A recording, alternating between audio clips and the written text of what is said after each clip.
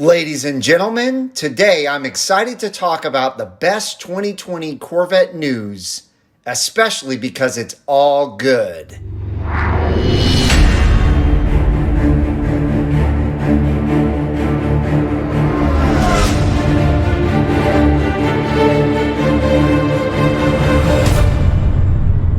Hello everyone, and welcome back to Brink of Speed. March is here, and wow, these months have just been flying by so fast.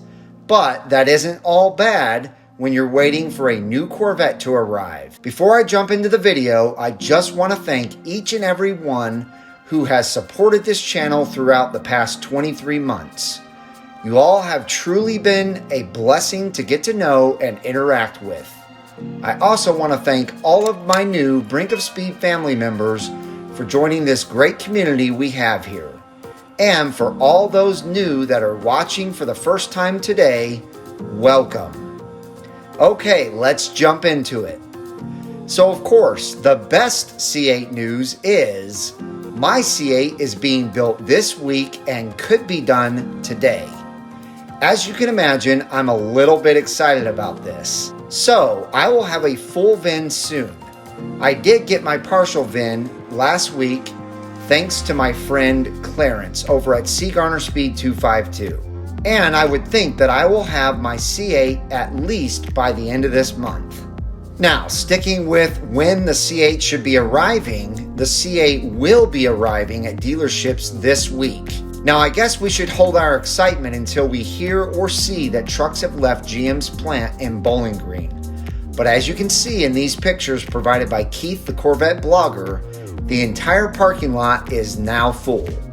Also, here's a real-time view from a traffic cam right outside the GM plant. Now, because of how many people have jumped onto this WeatherBug cam, the server, as you can see, can't keep up.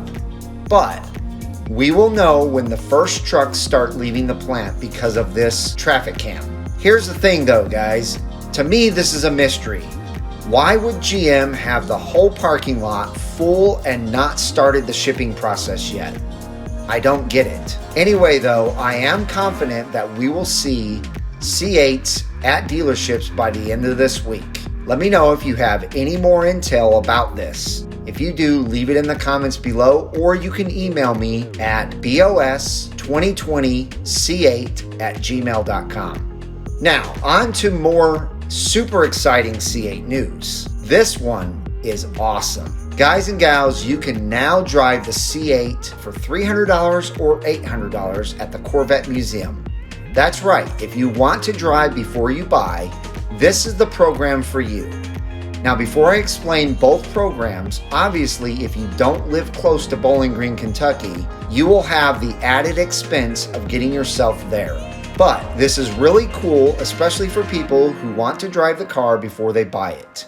So, for $300, the Corvette Museum will give you one of their 7 C8 Corvettes to do a 4-lap session on their 3.2-mile road course. To me, this is just awesome news. They're not letting you take it out on a street where you have to drive it gently around the streets. You actually get to see what this car is made of at the track. I think this is pretty awesome.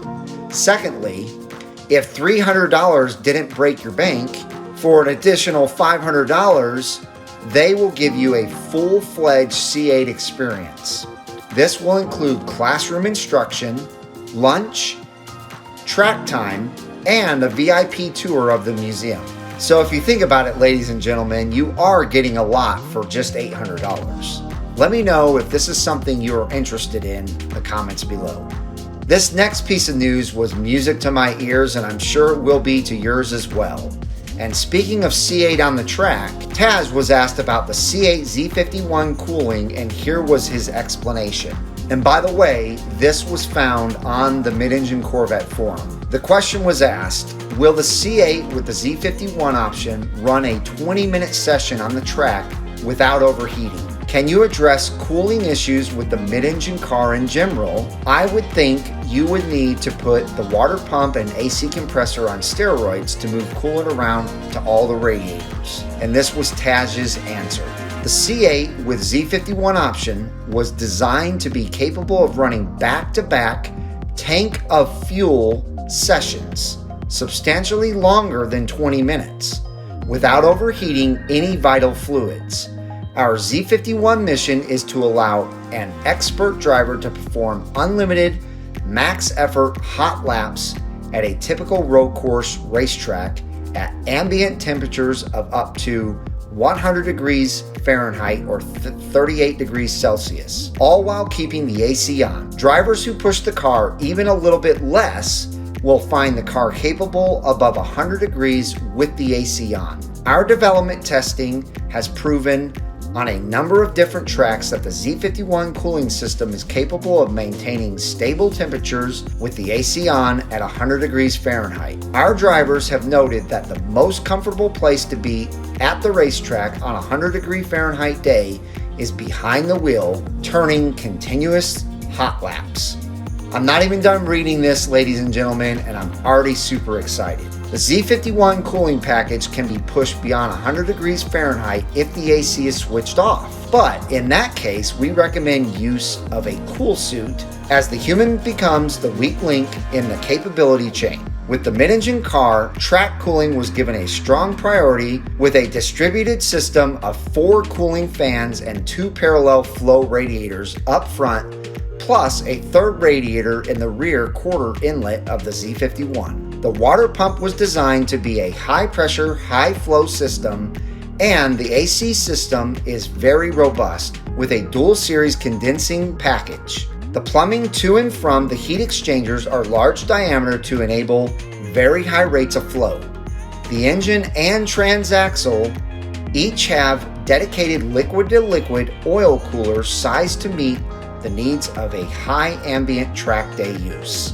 So ladies and gentlemen, for anyone out there that has questions about had questions about the C8 Z51 cooling while on the track, this was obviously great news for you to hear.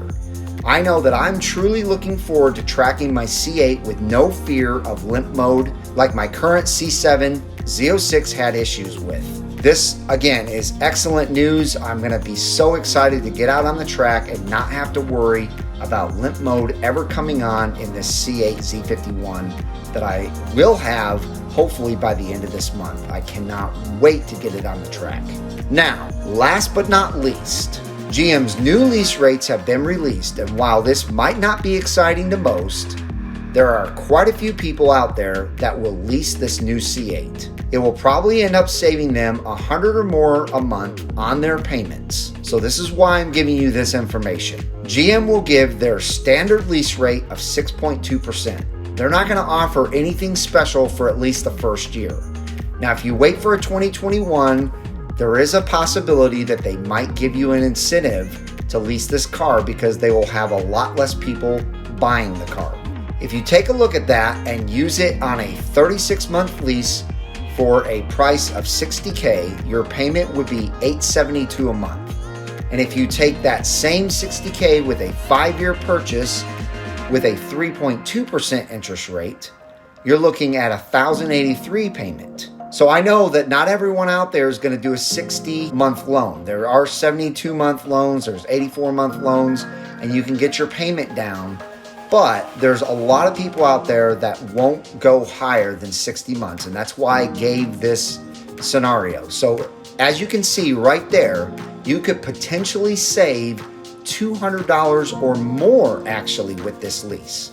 And the best part about this lease is they are stating, and they are GM, they're stating that it will have a 63% residual value after 36 months. This is excellent news. One of my latest videos talking about the value that this car is going to hold over the years, this is a good indication that it will hold its value very well. So leave me a comment below about this. If you're interested in leasing and if this is excellent news for you, let me know in the comments below. But that's going to do it, ladies and gentlemen. I hope you enjoyed these updates. Thank you so much again for all of my wonderful, wonderful Brink of Speed community. Again, if you are new on the channel, help me reach my goal of 20,000 subscribers by April 16th, which is my 2-year anniversary of being on YouTube. I think it would be so awesome to hit that number. So if you have not joined this wonderful Brink of Speed community and you like what you're seeing here, please consider hitting that red subscribe and bell notification so that you're notified when my new content comes out. Don't forget to give me a big thumbs up if you enjoyed the video, and I hope each and every one of you has a wonderful rest of your week, and I'll see you out on the road.